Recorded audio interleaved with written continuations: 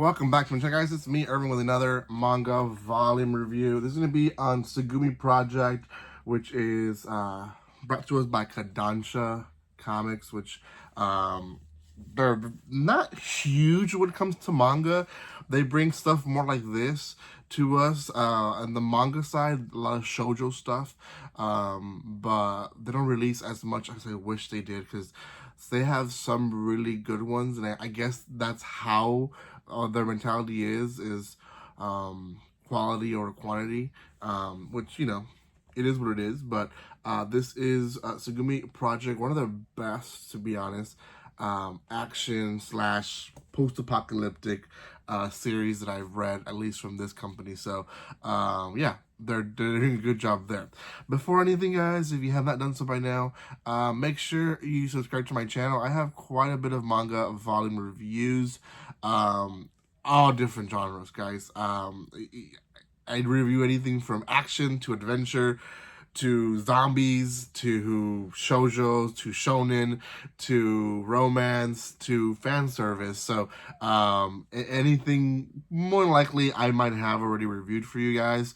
So go look it up. I am going to try my best to start separating them by genres, because I do realize that some of you guys look for genres and not specific titles. So I will try to do that in the near future. So for now, thank you guys so much for joining me on my summer.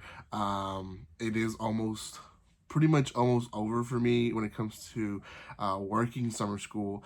So I am still working. Yeah, it's crazy. I'm only gonna get about 3 weeks of summer a break, which is fine.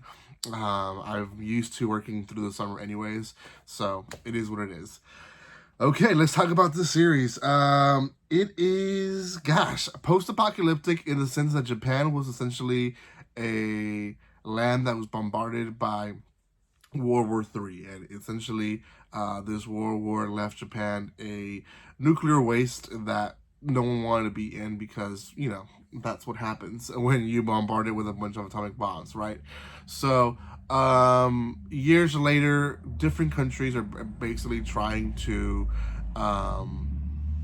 claim, I guess, stuff that's hidden in Japan, possibly weapons, possibly just blueprints to weapons.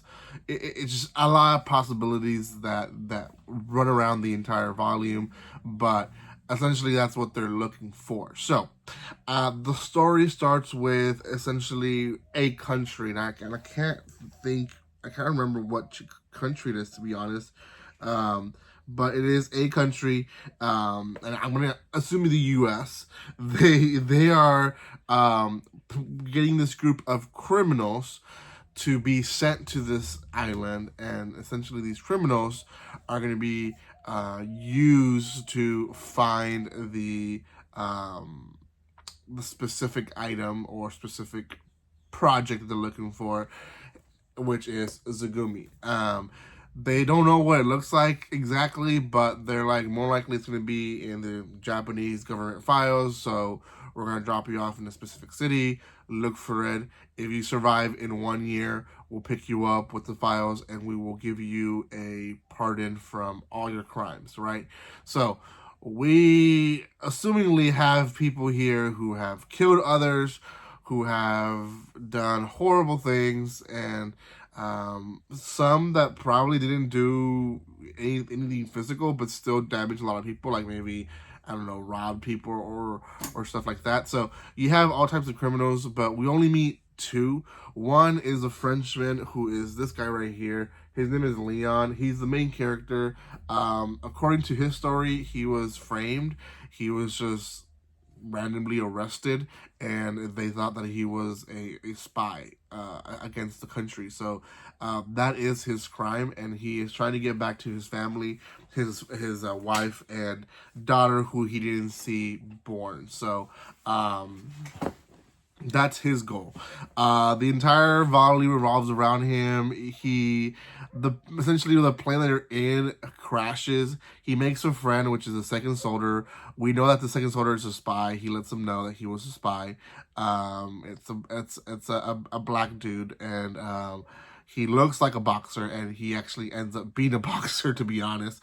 At one point, he says that he's an underground boxer when he comes out again at the end of the volume. But Leon, the plane crashes, and basically everyone ends up in random places. Leon is saved by a weird bird / girl who is here in the cover. And she walks around with this lion, right? And she kind of shows up throughout the volume, spying on him, making sure that he doesn't do, anything too dangerous. We do see that they are, in fact, carnivore. Like, they're not protecting the other animals, but they're also, I don't know, for some reason, like, they're like the top dogs of the area. He keeps exploring, and at one point, or several points actually in the story, he's attacked by these like small monkey creatures, and that's where she first shows up to save him, because there's a bunch of them attacking him. They look like this, and you can get a picture of that. Well, he ends up finding the other guy again. He's tied up. We don't really know what they're doing. We don't know if they're like investigating him or if they're actually preparing him to eat him or what. But he does save him. There's a whole scene behind it because they obviously they want to keep him. So then we see their leader, which is a huge big monkey, and there's a whole fight behind that. It's pretty interesting. Leon ends up winning and ends up showing.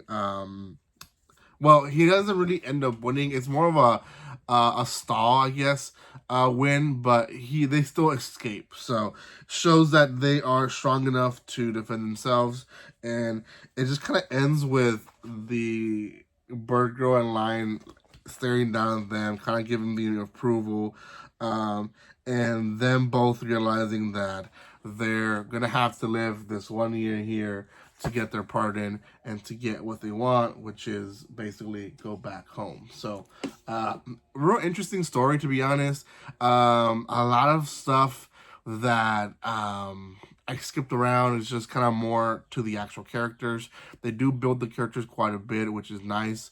The Leon character still is he actually a criminal or not? I personally think that he actually is, and he is just claiming that the reason he was arrested was the wrong reason. But I don't know. I could be wrong. Also, a lot of questions on this, world. Why are they able to breathe the air already? Why are they humanoid creatures walking around Japan? Are they the humans that were left behind? Are they just creatures that were created there because of the radiation? I don't know. A lot of unanswered questions. Kind of reminds me of the Heavenly... No. And Hell's Paradise. Hell's Paradise was very similar to this. Japan found this island where the elixir to youth was, and they sent a bunch of criminals to find it, and basically it starts being a brawl between the criminals and the monsters. And it's just, only one can get the pardon, so that's going to happen at the end of this one as well. But we didn't get the whole criminals killing each other. We do get the whole idea of maybe we weren't the first ones sent, and we probably won't be the last ones being sent. So I'm excited to see what happens in Volume 2.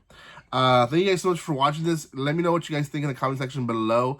If you want to see more of these volume reviews, then subscribe, especially if you're watching up to this point.